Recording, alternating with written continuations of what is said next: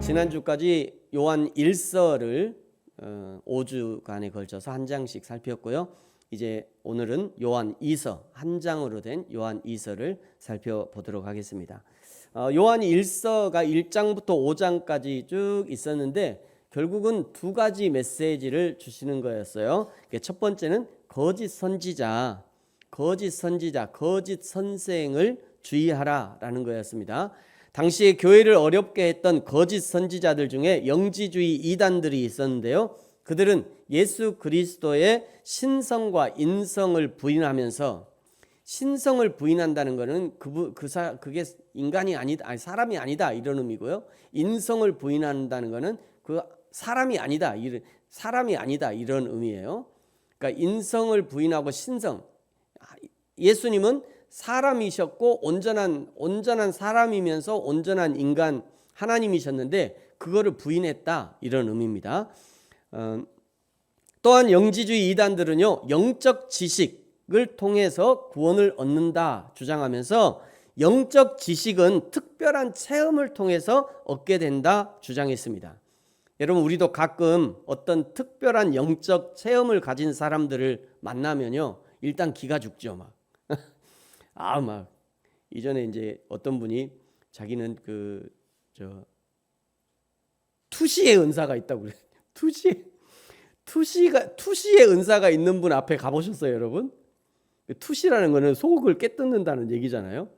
제가 이제 그 투시의 은사가 있는 사람 앞에 갔는데 두렵더라고요. 뭐가 제일 두려웠을까요? 내 안에 있는 죄를 볼까봐. 내 안에 있는 그 악한 죄들을 이 사람이 다 보고 까발리면 어떡하지? 이런 생각이 들어서 약간 두려운 마음이 있더라고요. 근데 여러분, 우리도 다들 그러지 않습니까? 막 누군가가 은사가 막 많이 나타나는 사람 앞에 가면 괜히 막 기가 죽고요. 나는 왜 저런 은사가 없지? 라고 생각되고 막 그런 게 사모가 되기도 하면서 동시에 두렵기도 한 그런 경우들이 있는 거죠. 여러분, 이런 특별한 영적 체험은 감사한 일이지만, 그러나 특별한 체험은 위험한 일이라는 것을 부인할 수 없습니다. 여러분, 보통의 부모님이 어린아이들을 지도할 때 말로 조곤조곤 이야기해서 듣는 아이들이 착한 아이들이에요? 아니면 특별한 빵이나 사탕이나 당근이나 핸드폰 막 이런 거 사준다고 해야 말을 듣는 아이가 좋은 아이예요? 어떤 아이가 더 착한 아이죠? 착한 아이 신드롬을 제가 지금 뭐 얘기하는 건 아니에요. 여러분이 어떤 아이가 더 좋은 아이입니까? 말을 듣는 아이가, 말을 해서 듣는 아이가 좋은 아이인 거죠. 말할 것도 없이요. 그저 부모님이 말하면 듣는 아이가 더 귀한 아이인 거예요. 말하면 들어야 수정도 더 쉬운 거죠. 말로 해서 안 들으면 수정하기가 힘들어요. 어린아이들이 뭘 알겠어요? 뭔가 잘못 알고 있는 거를 엄마가 말로 조곤조곤 얘기하면 그것이 그게 그런가라고 고쳐야 이게 좋은 아이인 거지. 엄마가 핸드폰 사줄게, 그래야 일하는 아이 같으면, 그래야 바꾸는 아이 같으면 나중에 차를 사줘도 안 바뀌어요. 안 그런가요? 차 사줄 일은 없는가? 그러니까 말로 조곤조곤 해서 듣는 아이가 좋은 아이라는 거예요. 여러분, 하나님이 우리에게 성경이라고 하는 말씀을 주셨어요. 이 말씀이 순적하게 믿어지고 이 말씀에 순종하고 이 말씀대로 삶을 살아가는 성도가 귀한 성도이지, 이 말씀이 믿어지지 않아서 하나님 나에게 특별한 체험을 주세요 이러면 안 된다고요. 이 하나님의 말씀이 믿어지지 않아가지고 하나님 나에게 특별한 체험을 주세요, 때를 쓰면서 기도하면서 막 금식하면서, 그러면 만약에 그렇다면 성경 66권이 1189장이거든요. 장수로 하면 1189장. 제가 여기까지 하고는 1189장 어디서 비슷하다, 뭔가 비슷한데, 무등산이요, 성경보다 2m가 낮아요. 무등산이 1197m 맞죠? 1187m. 맞죠? 무등산이 1187m. 성경은 1189m.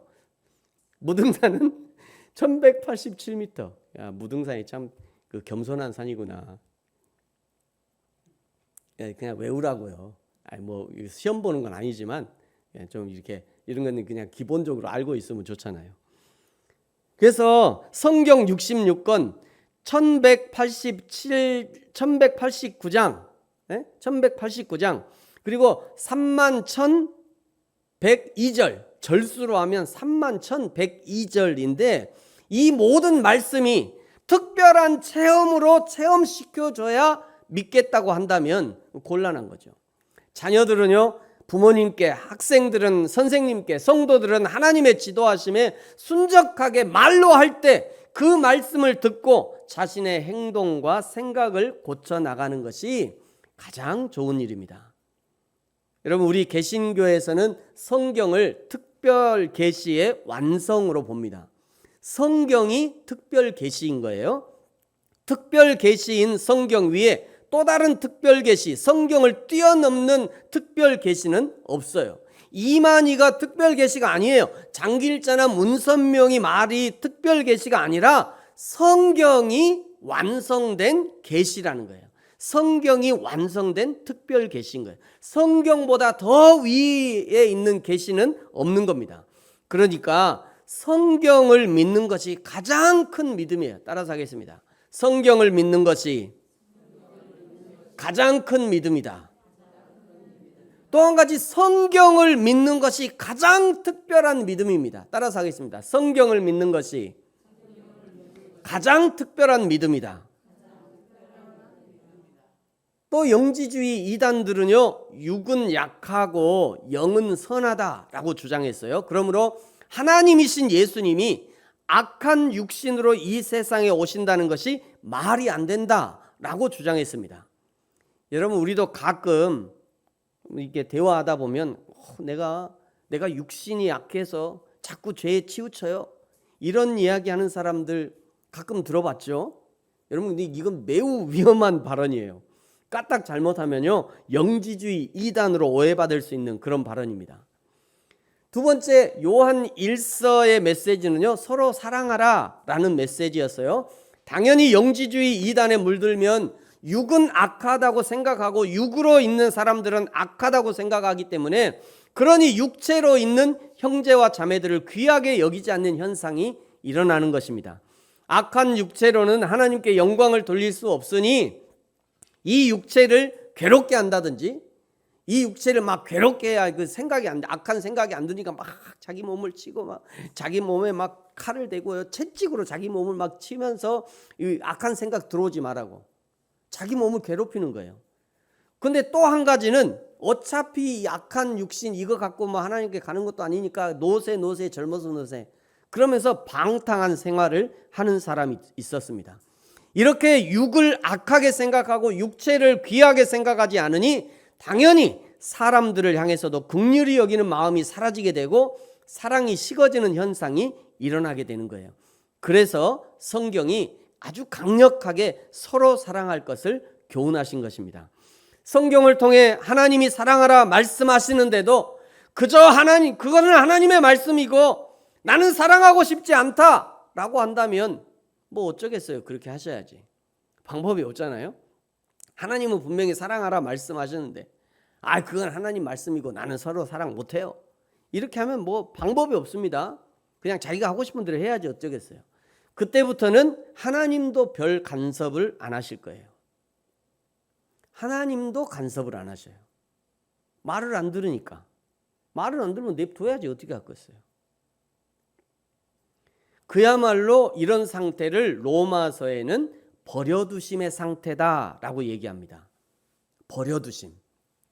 하나님이 내 인생에 간섭하지 않는 상태, 그것을 곧 지옥이라고 하는 거예요. 내버려둠의 상태, 그 지옥을 스스로 만들어가는 사람들이 있다는 것이 문제죠. 예수 믿는다고 하면서도 예수님의 마음과는 전혀 상관이 없이 반대로 살아가는 사람들, 그 사람들이 이단이고 사입이고 가짜고 거짓말쟁이고 스스로 사단 마귀를 따르는 사람이라고 증거하는 그런 꼴이 되는 거예요. 마태복음 7장 15절 이하의 말씀을 기억하시기 바랍니다. 나더러 주여 주여 하는 자마다 다 천국에 들어갈 것이 아니요 다만 하늘에 계신 내 아버지의 뜻대로 행하는 자라야 들어갈 것이다. 그날에 많은 사람들이 나더러 이르되 주여 주여 우리가 주의 이름으로 선지자 노릇도 하며 주의 이름으로 귀신을 쫓아내며 주의 이름으로 많은 권능을 행하지 아니하였나이까 하리니 그때에 내가 그들에게 밝히 말하되 내가 너희를 도무지 알지 못하니 불법을 행하는 자들아 내게서 떠나가라 하니라. 하나님이 내가 도무지 너희를 알지 못한다 라고 하는 사람들이 어떤 사람들이에요? 하나님의 뜻대로 행하지 않는 사람들입니다. 불법을 행하는 사람이죠. 그런데 그들이 불법을 행하고 하나님의 뜻대로 하지 않으면서도 그들이 하는 입에 달고 사는 말이 뭐예요? 그게 뭐냐면 주여 주여 한다는 거예요. 주여 주여. 입에 그냥 주여가 달고 있어. 주여를 그냥 달고 살아. 주여 주여. 하나님의 뜻대로 살지 않으면서도 선지자 노릇도 한대요. 하나님이 이렇게 하셨어요. 하나님이 이렇게 가르쳐 주셨어요. 하나님이 이렇게 말씀하셨어요. 이렇게 살아야 돼요. 이건 선지자 노릇을 하는 거죠. 하나님의 뜻대로 자기는 살지도 않으면서 하나님이 어떻게 하셨다. 이 선지자 노릇 하는 거죠. 뿐만 아니라 예수의 이름으로 귀신도 내쫓는데요. 권능을 행하는 사람도 있었답니다. 그런 사람들에 대한 예수님의 마지막 평가가 뭐예요? 내가 너희를 도무지 알지 못한다. 난 너희를 모르겠는데? 너 누구야? 하나님 앞에 가면 그런다는 거예요. 사랑하는 성도 여러분, 반드시 기억하시기 바랍니다. 예수 믿고 예수님과 동행하는 것은 결코 쉬운 일이 아닙니다. 교회만 다닌다고 예수 믿는 사람들이 아닙니다. 성경책 옆에 끼고 주일이면 교회 가고 11조 따박따박 낸 사람, 그 사람이 그리스도인이라고 말할 수 없어요. 그렇게 한다고 그리스도인이다 라고 말할 수 없어요. 그리스도인이라면, 진정한 그리스도인이라면 하나님의 말씀을 따라 자기의 생각을 바꿔야 합니다. 자기가 이렇게 생각하고 있어도 하나님의 말씀이 다르면 나는 틀리고 하나님 맞아, 이렇게 생각하고 자기 생각을 바꿔야 돼요. 하나님의 말씀 따라 자기의 언어 생활도 바꿔가야 합니다. 하나님의 말씀을 따라 자기의 습관도 바꿔가야 돼요. 그것이 그리스도인이에요. 예배 한번 드릴 때 새끼발톱만큼이라도 내 삶을 바꾸려고 노력을 해야 하고요. 그런데 그것도 사실은 사람의 힘으로 안 되죠. 사람의 힘으로 안 되는 겁니다. 그래서 하나님의 은혜로 내 삶의 자세를 바꿔갈 수 있도록 하나님 도와주시도록 은혜를 간구하는 거죠. 그래야 진짜 그리스도인인 거예요. 그 하나님의 은혜를 붙들기 위해서 성경도 읽는 것이고 예배하면서 한 말씀도 놓치지 않으려고 집중도 하는 것이고 더욱 예배를 사모하게 되는 거죠. 예배와 삶이 분리되어서 예배가 내 삶에 미치는 영향이 눈꼽만큼도 없다면 그 사람을 그리스도인이라 할 수 없을 거예요. 그런 사람에게 하나님의 은혜가 임할 리가 없는 거죠. 그러므로 이제 요한 1서를 지난주까지 우리가 요한 1서를 5주 동안 설교를 듣고 읽고 했는데요. 요한 1서를 읽고 묵상하고 설교를 듣고 난 후에 우리에게 나타나야 할 반응은, 첫 번째는 이단적 사고를 버려야 합니다. 이단적 사상을 버려야 돼요. 이단적인 생각을 버려야 돼요. 뭐가 이단적 생각이냐고 묻지 마세요. 성경을 읽어보세요, 여러분. 성경을 읽어보시고 저한테 물어도 돼요. 목사님, 저 이러이러한 생각을 갖고 있는데 이게 맞아요? 이렇게 물어봐야죠. 목사님, 저는 이렇게 생각하는데 이건 맞아요? 물어보세요. 그래야 알려줄 거 아니에요. 이단적 사고를 버려야 되고요. 둘째는 형제를 향한 사랑과 섬김이 회복되어야 합니다. 사랑하는 성도 여러분, 지난주까지 요한 1서의 말씀을 들은 저와 여러분에게 우리의 삶 가운데 이 두 가지 현상, 이 두 가지 믿음의 반응이 일어나게 되기를 예수님의 이름으로 축복합니다. 오늘 이제 요한 2서인데요. 요한 2서 역시 영지주의 이단에 대한 경계를 담고 있어요. 먼저 1절부터 3절까지는 인사말입니다. 1절을 시작하면서 장로인 나는, 사도 요한이 자신을 소개하고 있는 거죠. 여기 장로로 번역된 단어는 헬라어로요, 프로스 비테로스라는 단어예요. 프로스 비테로스. 어떤 의미냐면 연장자, 장로, 원로, 이런 의미를 가지고 있어요. 왜 사도 요한이, 사도라고 하는 그 공식 직함이 있잖아요. 근데 왜 사도 요한이 사도인 나는 이렇게 해도 될 것 같은데 왜 굳이 장로인 나는 이렇게 자신을 소개했을까? 어른된 마음으로, 아비된 마음으로, 한 집안의 할아버지와 같은 마음으로 성도들에게 권면하는 것이 아닐까 생각합니다. 저도 성도들에게 권면할 때요, 한 교회의 목회자로서 권면하는 경우도 있지만 때로는 개인적인 친분으로, 형이나 동생으로서, 또 아들 같은 마음으로, 아빠의 마음으로 권면을 할 수도 있죠. 어느 것이 더 친밀한 권면이 될까? 당연히 개인적인 친분으로서 권면하는 것이 훨씬 솔직하게 권면할 수 있는 이점이 있고 더 속 깊은 권면이 가능합니다. 지금 사도 요한이 공식적인 사도로서의 권면이 아니라 공적 직분을 뛰어넘는 진솔한 권면을 하고 싶어서 장로인 나는 이라고 말하고 있는 것 같아요. 예루살렘 교회의 장로, 어른, 연장자인 사도 요한이 택하심을 받은 부녀와 그의 자녀들에게 편지한다, 이렇게 말씀하죠. 그러니까 이 요한 2서는 한 가정에 보내는 편지라는 것을 알 수 있습니다.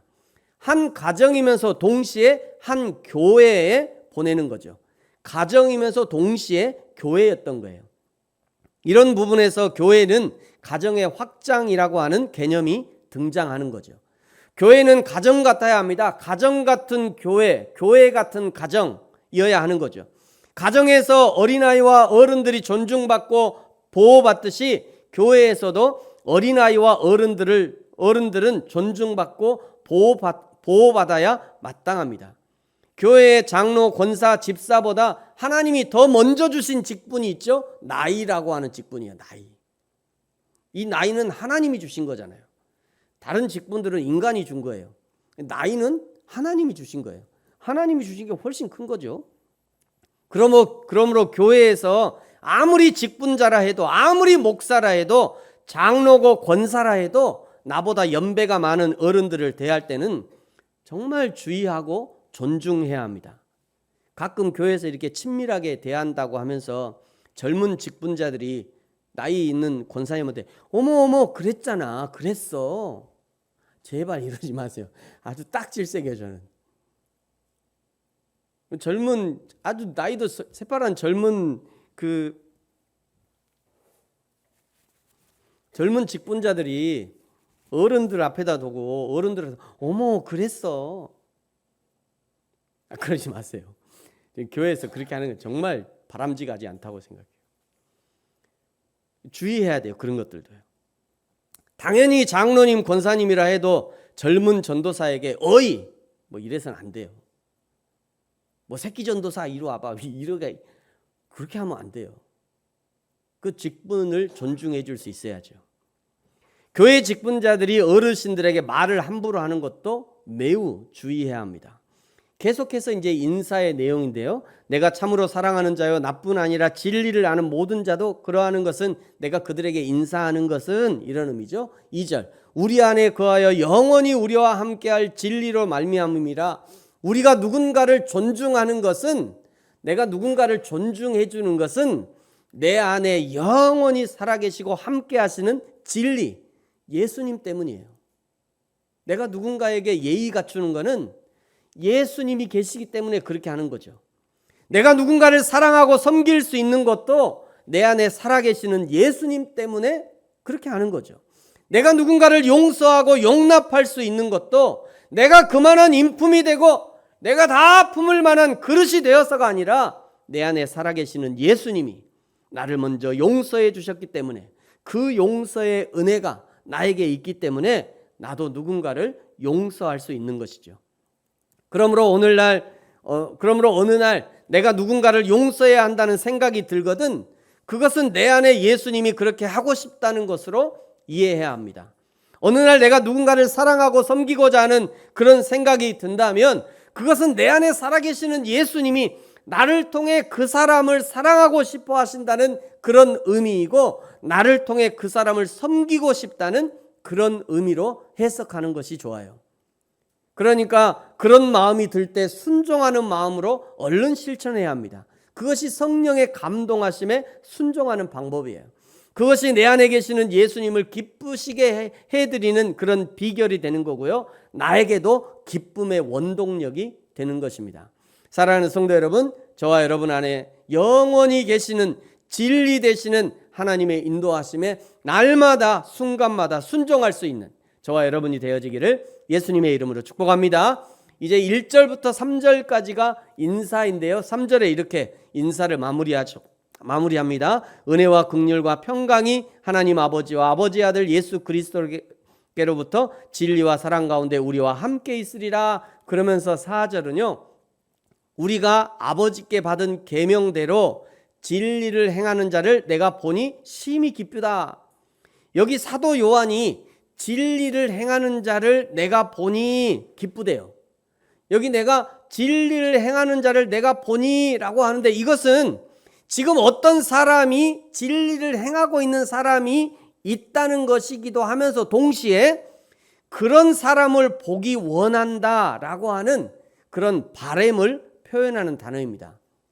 어떤 사람을 보고 싶은가? 5절에 말씀하죠. 부녀여, 내가 이제 내게 구하노니 서로 사랑하자. 이는 새 계명 같이 내게 쓰는 것이 아니요 처음부터 우리가 가진 것이라. 누가 진리를 행하는 자인가? 서로 사랑하는 자가 진리를 행하는 자라는 거예요.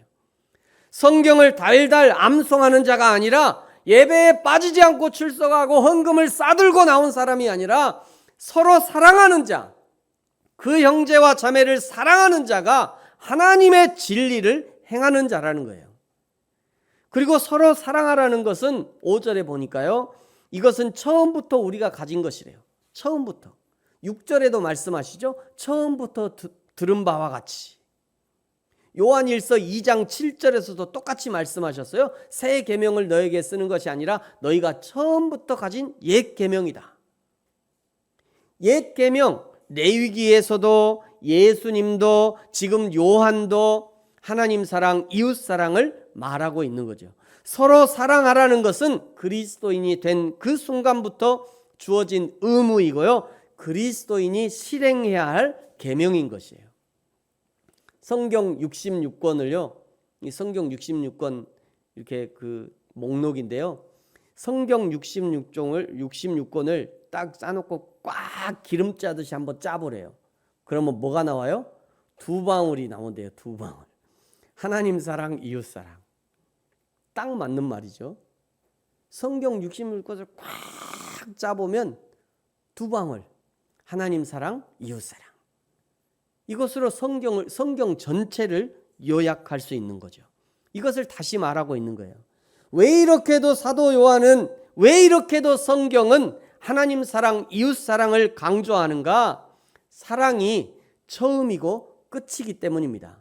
고린도전서 13장 13절에 이렇게 말씀해요. 그런즉 믿음, 소망, 사랑, 이 세 가지는 항상 있을 것인데 그 중에 제일은 뭐라?